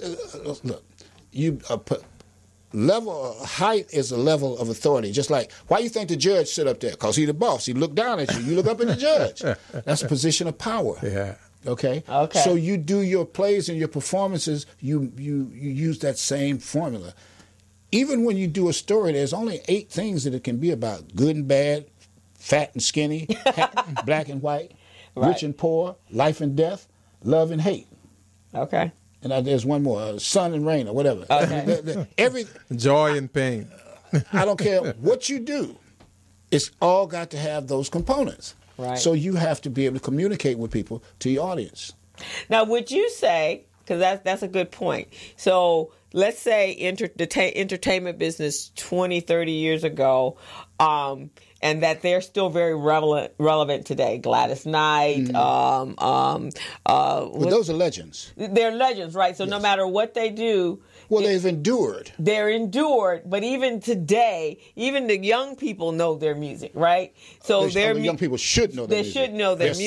They're sampling their songs. They're sampling their songs, but there are certain people, no matter how old, Smokey Robinson, these are legends, but their music is still very relevant. The demographic, because it's still connecting. I mean, like, look, before the 60s, it wasn't like Motown created some stuff. I mean, there was like 15, 20, I don't know how many groups they were right there. So we got people now who can identify with them. Right. Right? So, I mean, Smokey, they still got an audience. Right. Yeah. So that makes them relevant. Young and old. Young and old. Yeah. You know, the old folks, we grew up with it, and some of our kids played it. Right. You know what I'm saying? So that's what makes legacies. That's what generates knowledge and makes us what he said, relevant in this whole thing. Yeah, and who we are, and that because there are certain I can't even think of his name, and I absolutely love him. Whereas the white baseball cap comes every year. Not Love and Happiness. That's Al Green. Oh, talking about Frankie Beverly? Yeah, Frankie Beverly. Yeah. Frankie Beverly comes every year to every place across the country and does the same concert. I've been to 5 of them. Been right there in the front. Same song. Joy and Pain. Joy and Pain. He ain't made a new record in what? Years. Years beyond, like 50 years. It's man. nostalgia. It takes you to that space. I'll tell you something. And he fills up the concert halls every time he goes, wherever he goes. He's got fans. He's got fans. Snoop Dogg got fans. Right, exactly. Look, I was in a tobacco store the other day. Snoop got some of this new smoky stuff in there. Oh, I'm gonna do one better than that. If you are in, I used to, a real good friend of mine, and I did his management of his gas station, and we would go to the merchandise stores where you buy your products, right? So there's one right there, Jethro's, right there on Adams. Mm-hmm. And when you go in the back to buy your cigarettes, there is a big billboard, must be about 7 feet tall, with a Snoop Dogg and Blackie Miles. He is in Jethro's. The man is famous in Jethro's. I mean, that's what I'm saying. He's got stuff going. So what you guys are saying, I mean, just being a part of the Business Zone is very important because by being a business individual, I need to be embellished and I need to learn everything continuously about how to be in business, how to stay in business, and how to be more relevant in business. Yes. Right. Okay. So one of the things that we were talking about the other week when we come up with the book was, okay, now you got the book. Now you got to market the book. Right. I got to find that market. I got to find them people that like Frankie Beverly and Smokey and stuff every year. Yeah, to be able to. And I think that's a great point, Ian, is because a lot of people write books or author books. Mm-hmm. And and we've had several authors here on the show, and they've said Walter Tucker, he took him 20 years to write his book, but he finally found the message when he went to jail and came back out. So the other authors that we've had, so it's taken them 17, 18, 19 years to write the book. Mm-hmm. But when they wrote the book, now how do I get the book sold? Yeah, I mean that's like when you get a play. How do you sell it? But let me piggyback on that with the book here. This Heroes. No, this okay. Okay, Heroes and Legends Awards. This is a collection of 28 years of memories. Now, Heroes and Legends is a foundation that was set up by Janie Bradford, alumni of Motown, to give back to young people who wanted to have careers in the arts. Mm-hmm. And the thing was that at the time when she did this, there was very few opportunities for people who wanted to be in the arts to receive scholarships or know how to get funding to know how to go and be a part of it. Mm-hmm. Okay, so this is what this book is about. It's about these celebrities, but what happens with these celebrities? These are people over 28 years who have come back to give. Mm-hmm. To giving back. They come and participate in Heroes and Legends. And young people, there's been hundreds of people Janie has been able to send to school through these events that she has every year. Okay. So Barry comes every year, Smokey comes most of the time. So it's actually an award ceremony. It's an award ceremony.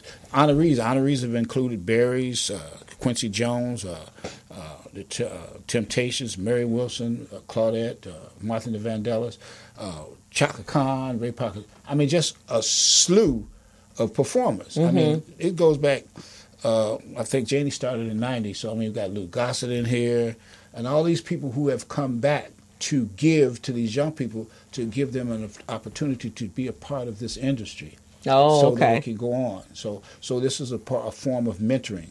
And this is how I got involved, because I wasn't involved with Motown when I was a kid, but this gives me a chance to rub around with Barry Gordy and all the people there. You understand what I'm saying? So right. Legends. Yes. Yeah. I mean, and I mean, like, I come up with this stuff, and it's amazing to see these people still being relevant. Mm-hmm. We're good at their craft. I mean, we lose a few and da-da-da-da-da. Mm-hmm. But this whole premise here is to generate funding so that young people can find out how to be in the entertainment business. Yeah. Okay, that's fantastic, and they need that, because now that's what we talked about at the very top part of the hour was how do you reach back to bring those others up, sharing in and understanding your experience. Right. They will create their own experience, but there's no reason for them to duplicate what you've already had. Well, you take what someone has given you and take it to another level. To another level, exactly. And at the same time, you have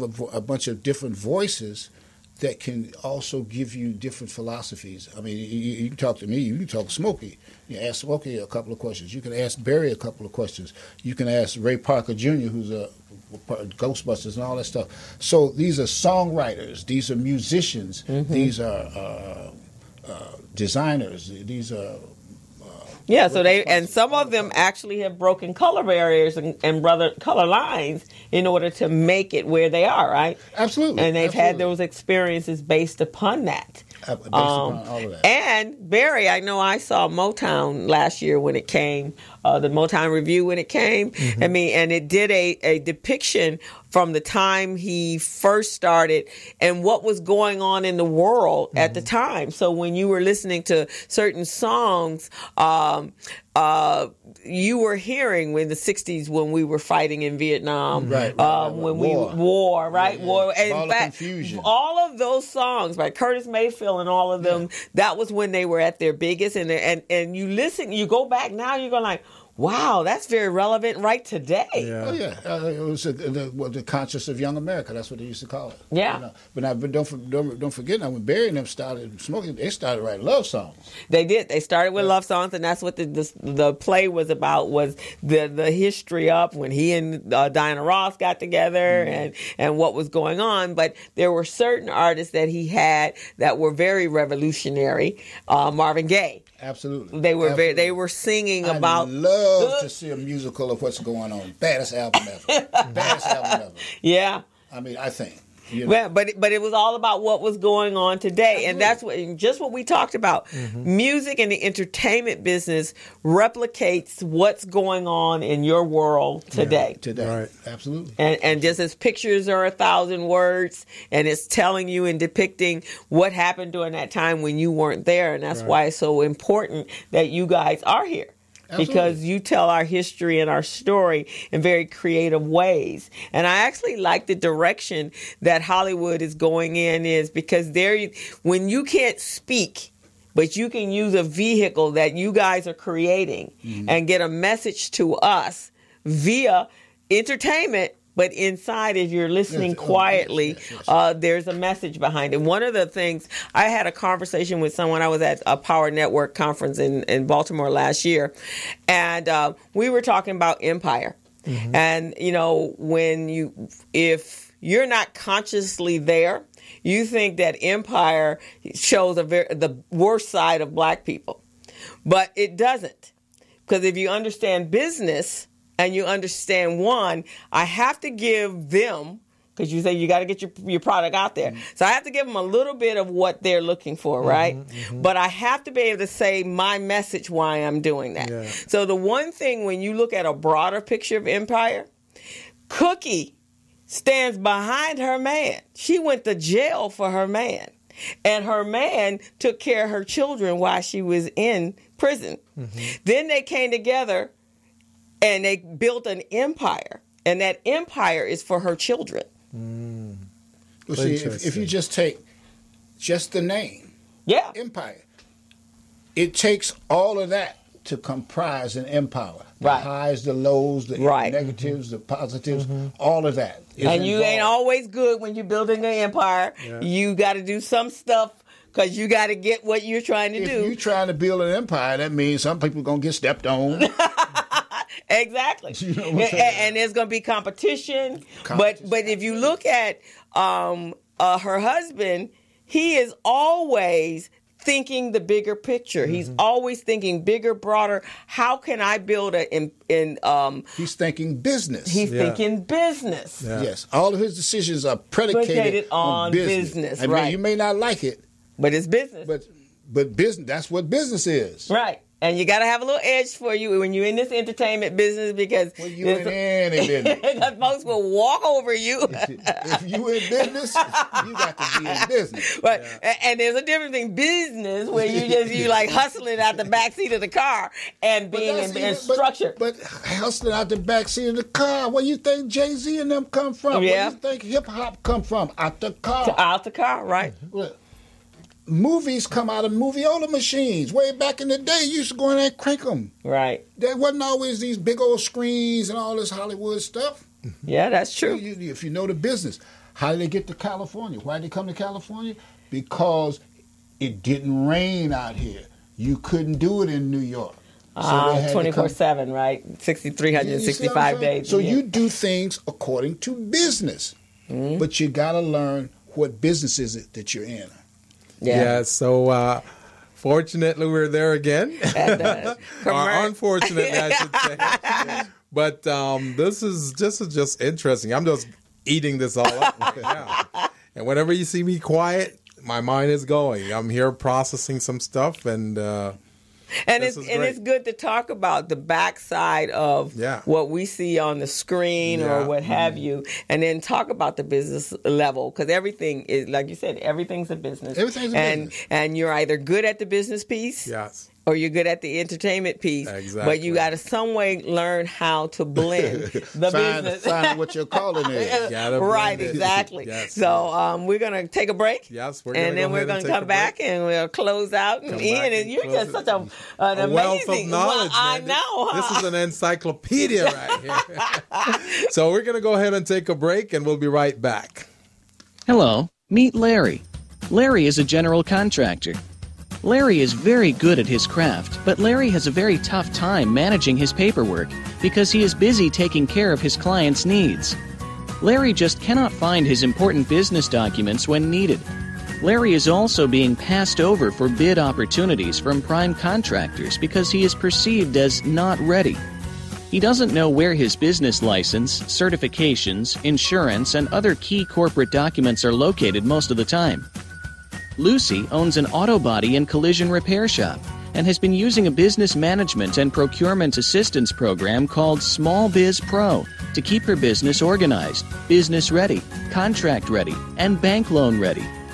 Small Biz Pro is a 3-in-1 cloud-based business management, procurement, and market research assistance system designed to help businesses become business ready, contract ready, and bank loan ready. It also provides back-office operation solutions for small businesses.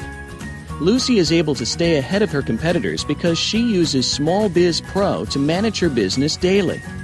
Lucy just clicks on Small Biz Pro from her tablet, mobile phone, laptop, or any internet-accessible device for data retrieval, and she's got it. Lucy introduces Larry to Small Biz Pro, and now Larry is more organized and can now find all of his documents and new bid opportunities in seconds. Larry now saves $120 in labor costs for each missing or misplaced document. Just simply go to your web browser and log into smallbizpro.net and register today for a limited 30-day free trial offer. Services start as low as $1 per day. Let's put the competition out of business. Small Biz Pro. If you stay ready, you don't need to get ready. Register now at smallbizpro.net and begin saving money. Email info@smallbizpro.net or call 626-533-1186.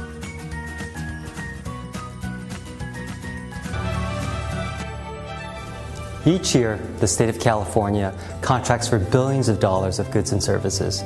We as a state can and should leverage our spending power to achieve policy goals that help the people of California.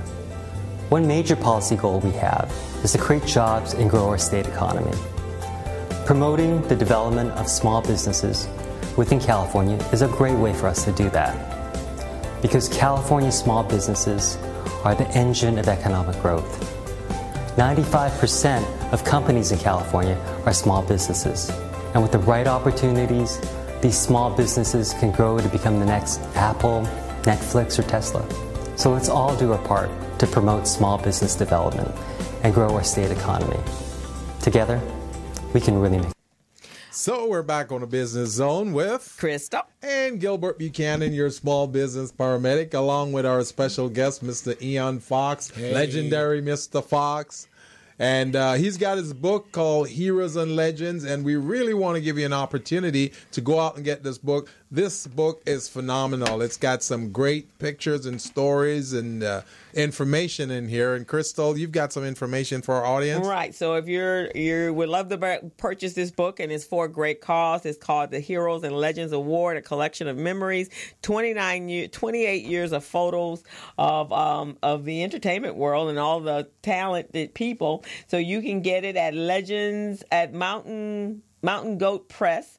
You can call 310-274-1609, and Legends and at AOL.com. And you can also go to foxmediagroup.com.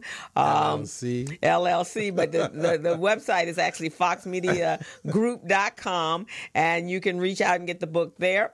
And then Ian, you and I will sit down so we can make it even more accessible to the world, because they need to see this beautiful book. With all of, and also if you're looking to and want to know what's going on in the city of Los Angeles, you need to go over to foxmedia.smugmug.com, and you will all see some more incredible pictures. Recycle Black Dollars in there. Ian does our breakfast mixer every. Okay. Ian takes the photos of our breakfast mixer every month, but a whole lot of other people, Glack and you name it, whoever's out there. And you can reach Ian at 213-265-7415 at ifoxmedia@gmail.com. And if you have a kid or someone trying to get into the industry, reach out to Ian, because he also has a foundation or a program, nonprofit organization. Fox Follies Theater Workshop. Fox Folly Theater Workshop. And you guys introduce the entertainment in the world, and photography and videography and whatever it is in entertainment. If you make money, we learn how to do it. Okay, so and then you guys can reach back to us. Ian, we will make this video available to you, and in the description box, I'll make sure all the information is there. Wow. Does that work for you? That works. Okay, and then we're going to get your book really sold.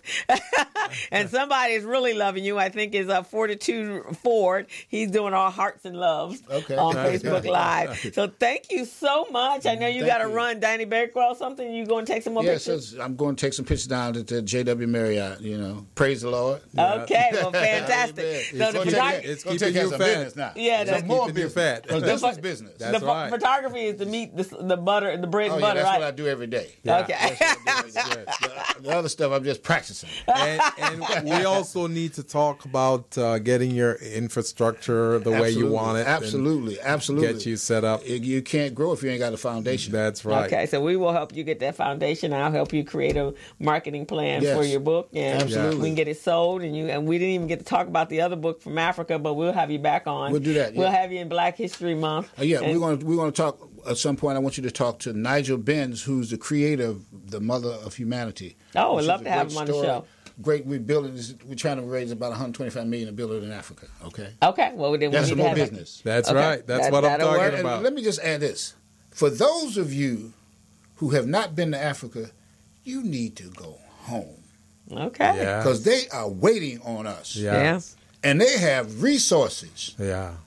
So if you're mad at the way they do business here, go somewhere else. Yeah. Right. Actually, right now, a number of them have said that if we're ready to leave, they're waiting there with open arms. We can just come on home. All the countries are saying, I feel sorry for you guys. Get your passports. Look, we got skills. Right, we do. So we can take our skills anywhere. That's right. And get paid. Universal skills. And what's the cliche? Be careful what you ask for, America. If you want us to go, let all the people of color leave, and let's see what you got going on then.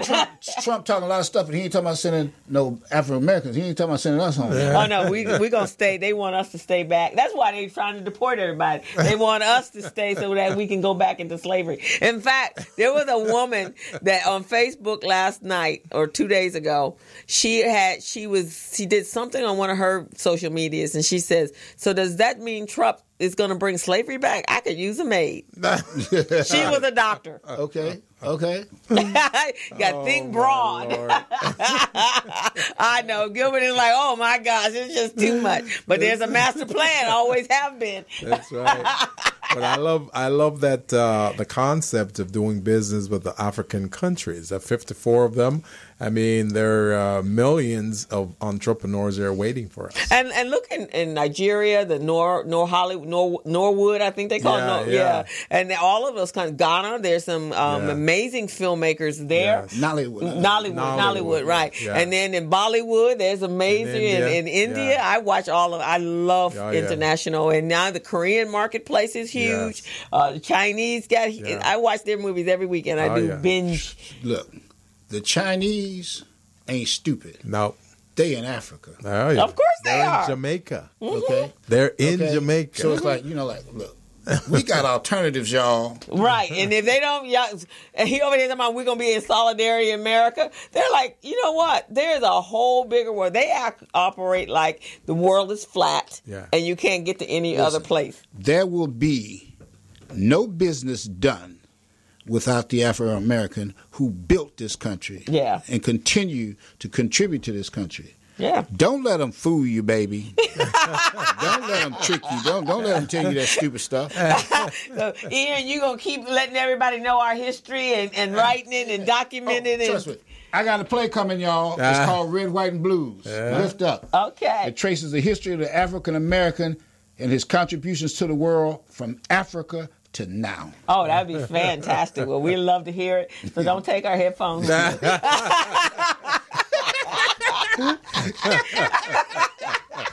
Thank you, Gilbert. Thank you, Chris. Thank you. And so we'll get this to you, and you can use this to market. It's on YouTube, so once it gets up, we'll send it over to you. And That's part of our package. That's part of the package, dude. See, y'all, we taking care of business. That's what I'm talking about. Yes, sir. Gilbert, look, you got to watch this Gilbert, brother. Gilbert's all right, brother. Thank you. Well, we're glad. Thank you. It's been an honor talking to you. Pleasure. And learning more about you. Definitely. And I would imagine there would be people in the community that don't know half the depth of you. Because you're always the man behind the camera. So they don't know how. So they're going to get a little taste of who Ian Foxx is. It's fun. Amen. Okay. Amen. So you still could be famous at 75. Please. Look. He's already famous. He's famous. He's going to be even more famous. We're going to make him a superstar. I'm famous. Now I want to get paid. Now, there you go. I like that. We all famous. We all famous, but where's the cheddar? So I can't help the young folks if we don't get no cheddar. That's right. Exactly. So that's what we're going to do. Well, thank you, Ian. We appreciate it. We know you got to move on, and we will see you again very, very soon. Very soon. Okay. Definitely. Thank you. Thank you for being on the Business Zone. This is wonderful. Be on You the even Business kept Zone. Gilbert awake. I know. About 4 o'clock, you be ready to nod on out. I should get up at 4. Or don't go to sleep. All right, Gilbert. All right. So do we want to go ahead and take a quick break? Yeah, we'll take a few second break, and then we'll come back. All right. Take a break. Each year, the state of California contracts for billions of dollars of goods and services. We as a state can and should leverage our spending power to achieve policy goals that help the people of California. One major policy goal we have is to create jobs and grow our state economy. Promoting the development of small businesses within California is a great way for us to do that, because California's small businesses are the engine of economic growth. 95% of companies in California are small businesses, and with the right opportunities, these small businesses can grow to become the next Apple, Netflix, or Tesla. So let's all do our part to promote small business development and grow our state economy. Together, Hello, meet we Larry. can win. Larry is a general contractor. Larry is very good at his craft, but Larry has a very tough time managing his paperwork because he is busy taking care of his clients' needs. Larry just cannot find his important business documents when needed. Larry is also being passed over for bid opportunities from prime contractors because he is perceived as not ready. He doesn't know where his business license, certifications, insurance, and other key corporate documents are located most of the time. Lucy owns an auto body and collision repair shop and has been using a business management and procurement assistance program called Small Biz Pro to keep her business organized, business ready, contract ready, and bank loan ready. Small Biz Pro is a 3-in-1 cloud-based business management, procurement, and market research assistance system designed to help businesses become business ready, contract ready, and bank loan ready. It also provides back-office operation solutions for small businesses.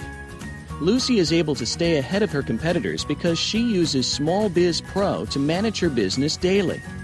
Lucy just clicks on Small Biz Pro from her tablet, mobile phone, laptop, or any internet accessible So we're device. back on the Business Zone. This was a great show, That was Crystal. fun, wasn't it? I tell you, I've known Ian for a long time, and I never knew the depth of all. Well, about 4 years ago, and I went to a couple of his plays, and I went to, like I said, I went to the reading of the Buffalo Soldiers, and I was like, wow, I'm impressed. And that's what happens in our community. We don't see all of everyone's talents because we only see them in one capacity, and even to the point that people don't even know you have other talents or other skill sets or whatever, and because we operate in a silo. I see him at these events all the time, and I didn't know all this stuff about him. So more power to you, my brother. Yeah, so Keep now on you doing see the him. When good you work. see him next time, you're going to like, oh, yeah. Oh, yeah. Now, I did know a little bit more because I knew he had been involved and been around when Muhammad was alive, and he was doing the photography, and he actually has a relationship with Recycling Black Dollars, and as I said, he's our staff photographer for whatever event that we've been doing. So I think he has inspired me. I know you got a creative side that you done shoved all the way down beyond the business side. But I know you have a creative side that you probably should bring back. I'm gonna do that. I'm here listening, and I'm going, wow. Right. All these ideas coming to me. So, but you have a new nickname. Felicia calls you Big. What is it? Big Money. What's the nickname? G-Money, because when you be blowing the business zone down the alley. That's what I'm talking about, baby. G-Money. So we'll have to have you record, that'd be some other residual streams of That's income, what right? I'm talking Record about. the business zone. I hear we can put it on Spotify. Is that true, Felicia? Copyright. Spotify. Try to make some money Make on your this jingle. thing, Well, I don't know if you're probably not much of a TV watcher, but what was the show with Charlie Sheen, and he's with Is it Anger Management? Yeah, no, not the one before that. The one that he's 2.5 Men. 2.5 Men. Yeah. Well, that's what he does for a living. Jingle. He writes jingles. Yes. That's what he does. That's why he makes big money In real life. No, that's what he does. Oh, in the show. In the show. Yes, so they yes. never ever talk about that. Yeah. But every now and then, if you were paying attention, he would go and write a jingle, and it would be for some commercial or whatever, and that's how he would make his money. Yes. Yeah. So you might want to maybe some reggae music and a little reggae beat. That's what's gonna happen. Who knows? I might be able to do the theme song for Felicia. Because I know when I went to Jamaica, they put reggae to every song. Oh yeah, anything you can think of, it's there. It's reggae. It's Reggae-fied. Reggae-fied. Yeah, so maybe there you go. So he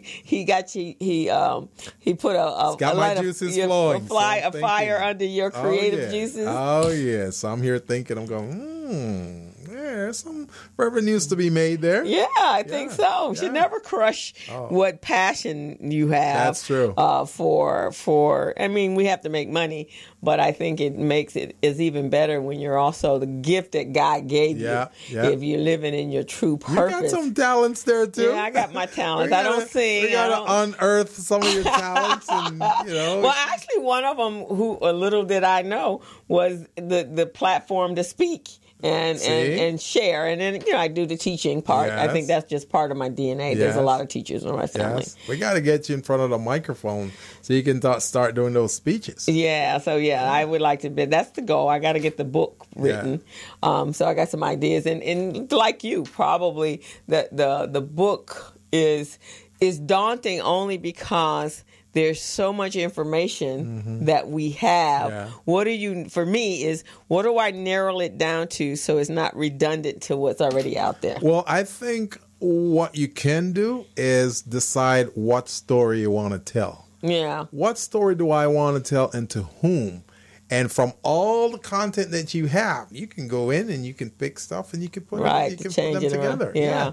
And I just noticed when I'm teaching today, in class, we're doing the program with the young people at the game program. Yeah. So I was talking to the coordinator, and she said, "They just love you, Crystal." Mm-hmm. She says, and so, and she says, and they say she's so nice. Yeah. And I said, "Yeah, I am, but I know how to get them to where I need them to be." Exactly. And so she said, "Yeah, there was one of the young ladies. There's always a couple that's lacking, right? Always. And because this class has been shortened by 4 weeks, I got to squeeze that 4 weeks into 12 weeks into 8 weeks, right? So I don't have a lot of time. I ain't got a lot of time. So That's I told them the other day, some of them lackadaisy don't come in. I said, if you not here, I'm sorry. Yeah. You're going to miss it. That's right. And the whole idea is to make sure you're the last person leaving. If somebody got to lay off people, you want to be the last person. So you got to be good. That's right. The value proposition have to be there. That's right. So we, so I had two little laggers, and so finally we got to our next project or our next practice set Monday, and I was like, and they were still over there lagging 2 behind. I said, you can forget those. We moved on. That's how life is. If you miss this train, then it's moving on. It's not waiting. It can't wait for you. Can't be a business can't wait for you. That's right. It's not going to. It's not going to wait. So Elizabeth says, "Wow, you nailed that one, didn't you?" And she says, "Yeah, because now they're starting, even in the other classes they're in, they're engaging better than they were before." That's good. Yeah. So some people, just like small businesses, some small businesses just need to light a little fire under their tail to get them motivated. Right. And then once they get motivated, then they can't stop. They keep going because they're going, "Oh, I want more." Because now they start seeing the benefits of it. Right. Exactly. Just like with those folks. So yeah, and as for us as instructors and coaches and teachers and so forth, it's our job to make sure they resonate with what you're trying to tell them. Mm-hmm. And you got to figure out how that works based upon, got to know your audience, right? Yes. So you can't go sing reggae music to somebody who's in classical music, right? Some what they call that music that... opera. Yeah, exactly. You go over and see some reggae and opera, and they be like, who brought him here? Yeah, so you got to understand who your audience is. So in everything that we do, and that's what Ian was talking about, exactly understanding who your audience is and then becoming dynamic in that space for people that's going to follow you because they become your fan. I mean, that's what Trump has really done when you stop to look at it. Yeah. He don't he says he's with the little man. Well, when was Trump ever in the little man? He, like everybody else, there's a lot of them that have started they pulled themselves up by the bootstrap. There's a lot of wealthy people, the nouveau riche, that became rich by creating a product or a service, and they lived in their cars and they did all that. Well, Trump was never a little man. Mm-hmm. His daddy gave him money. Yeah. And his daddy had money. Now, his daddy may have been a little man, or great-grandfather had been a little man. Yeah. So how can you, as a wealthy person, connect and understand the feelings and the needs of the people of lack? It's like if you've never been hungry, how do you know how it feels to be hungry? Right. If you don't know, if you've never been homeless, you don't know what that feels like. You've always had a roof over your head, right? Or you are born in a family of abundance. Right. You don't know what it is like to go without shoes or socks or eat mayonnaise sandwiches or whatever, or peanut butter sandwiches. Or onion sandwiches. Even our children that have, our children today that live phenomenal lives when they're with their parents, when they go away to college. Oh, it's different. Right? It's different. Because mom is not there cooking your oxtails and stuff. You had to learn to cook your oxtails. Exactly. Right? I had to learn. So, and if it wasn't good, it wasn't tasting good, my mom said, "What are you doing? What are you doing? Go back in there and go cook it." Right, exactly. I had to go back and learn how to do it the right way. Even if you came from a family of some means or affluence or a middle-class family, when you went away to college, you're on your own. Exactly. When you got your first apartment, you're on your own. That's why most of those college students, they're eating ramen noodles. Ramen noodles. Because at home, they got a nice meal and all that. Now you're in college, you got to survive. You don't know how to prepare a meal. The ramen noodle. And you don't have any money to go out. You use your money and eat out the first week of your allowance, and that's it. The rest of the month, what you eat? Top ramen and macaroni. peanut butter and jelly sandwiches if you can afford the bread. Just sometimes it's not peanut butter and jelly sandwich. It's peanut butter. That is true. But that's where, and that's exactly what Ian's saying. Yeah. Sometimes, and in that industry, it's feast or famine. Dog eat dog. Yeah, that's not you're not always making money. Yeah. And there are other industries that are like that. If you're in the real estate business, you think, wow, what a lucrative business, right? Especially here in California. But it takes 3 to 4 months to sell a house. Yeah. So what do you do in that meantime, 3 to 4 months to eat? Yeah, that's tough. And so you got to really become creative. And I think people need to be, you can't be one-dimensional now in business. You have to have multi-talent. So they laugh at us because we might have 19, 15 jobs. Yeah, exactly. But when job 1 ain't paying, then right. job 2 is paying. Right. And if 2 ain't paying, 3, 4, 5, you got to go into your bag of tricks and go, what kind of talent do I need to eat this month? Yeah. That's legal. That's legal. That's exactly what I'm saying. And, I just want folks out there listening, small businesses, entrepreneurs, listen, you don't necessarily have to use everything that we're saying or everything we're delivering. But just listen, analyze it, and see how well it fits into your wheelhouse. And see if it could work for you. Right, exactly. Because sometimes when it comes down to it, when it comes to survival, it's not some of the things that that really helps you, even though that's helpful sometimes, but it's the thing that you have to do at that point. Right. You've seen a lot of these survival shows, right? People out there and, they may know how to cook a little bit, but, what's there, you can't cook it. Some crazy animals that, you go, okay, are we going to eat this thing or what? And I've seen, and in fact, it's interesting you said that because I was thinking, I was watching some commercial yesterday and the number of reality shows that came about, and some of them are just using their talents, and they just happen to be, very look good in front of the camera, like when Roz was here. So, someone come up to you with an opportunity, you don't even think twice about that, right? Somebody's coming up to you, and I got some feedback that some people, when she went to reach out to some of the businesses, they're like, "No, am I gonna get paid?" Yeah. No, you don't. Do you not see the bigger, broader picture that if somebody has a show, doing a show for 12 weeks or whatever the season is, people are going to tune, and it's in their best interest, the people that are creating the show, to market the show. Yeah. So they're marketing you for free. They're putting you on television in every house in America if they choose to watch it. Right. You become a celebrity overnight. Overnight. So what are you talking about? Am I getting paid? Yeah, that's crazy. I mean, it's not. And that's what our business owners need to recognize is think outside of that box. And when opportunity knocks, it's not going to keep coming back. And it's not going to look like the type of opportunities that you're used to. No, it's going to come in some different forms. Right. And you just got to be able to be open and flexible to take those opportunities and run with them. Right. And that's like they say, I've been praying for my business to grow. Yeah. And then an opportunity knocks and you go, no, thank you. That's not, it's not packaged the way I want it to be packaged. Yeah, exactly. Right.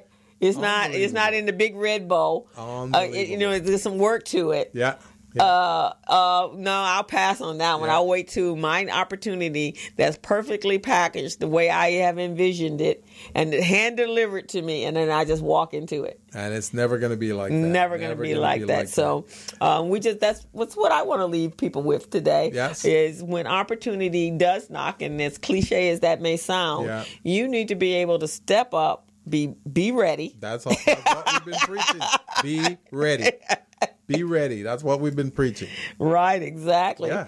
Because you never know. You never know what the opportunity may be and how you can take it, where you can take it, and how it's going to help you. So just be ready. Right.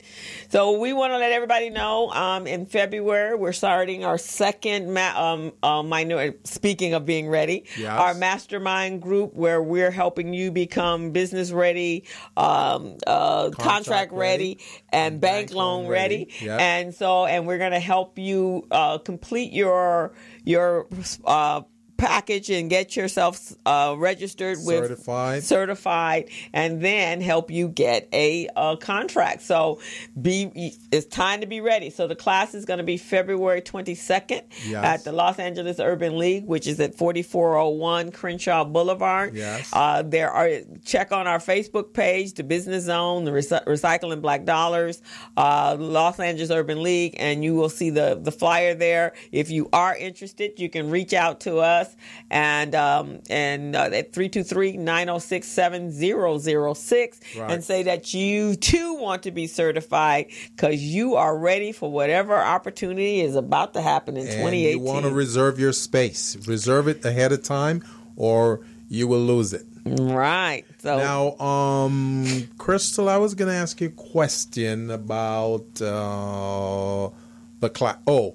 When is the next Recycling Black Dollars mixer? It's mornings, right? It is mornings. The next one is February 13th. 13th. Okay. And it is at Denny's on Crenshaw. What day of the week is that? That is always on Tuesday. Okay. We're every second Tuesday of every month. Second Tuesday. Mm-hmm. I think I'd like to come there and I'd like to be one of your guest speakers. Okay. Now, next month, we are doing, because it's Black History Month. Right. So next month, what Jackie and I, and we were actually trying to decide what we were doing. But I think next month what we're doing is those individuals that are gone from our community that have that had a lasting impact on entrepreneurship and business in our community. We're going to reach out to those who were closest to them that's still here and have them honor them talk about their history. Mr. Gar, who had been here, he was 102 years old. He just died, so we're going to bring one of his kids in. And then we're going to have someone that was close to Muhammad. Right. There's some other powerhouses. Like Marla Greer from Vermont Slauson. They made some real major impacts, and we wouldn't even have the opportunities we have today if it had not been for them. But we definitely March. We don't have a speaker for March, so I'll talk to Jackie about March you being 13th. We're every second Tuesday of every month. Let's do that then. Let's put me in for March 13th, that Tuesday. And I really would like to talk about a few things. I see we're at the top of the hour. Right. So do you have any final? No, my only final, like I said just a few minutes ago, opportunity. What if an opportunity could change your life for the rest of your life? That's right. And we'll leave it right there. You're on the Business Zone with Crystal and Gilbert. And we're on every Friday from 3 to 5 on MorrisMediaLive.com. And we will see you next week. We're out. As a small biz pro, I saw we roll, using procurement, program, and control. As a small biz pro, I saw we grow, using procurement, program, and control. I'm a businessman, yes, I'm an entrepreneur. Oh yeah, I'm a businessman, yes, I'm an entrepreneur. Oh yeah, I'm a businessman, yes, I'm an entrepreneur. I'm a businessman, yes, I'm an entrepreneur. Ooh, yeah. Crystal Mitchell, do you have my business plan? Just review the pages of my marketing plan. Crystal Mitchell, do you have my business plan? Just review the pages of my marketing plan. Got my capability statement, yes, I'm ready to go. Got my balance sheet, my P&L, my statement of cash flow. I'm a businessman, yes, I'm an entrepreneur. Ooh, yeah. I'm a businessman, yes, I'm an entrepreneur. Ooh, yeah. I'm a businessman, yes, I'm an entrepreneur. I'm a businessman, yes, I'm an entrepreneur. Ooh, yeah. Crystal Mitchell, do you have my business plan? Just review the pages of my marketing plan. Crystal Mitchell, do you have my business plan? Just review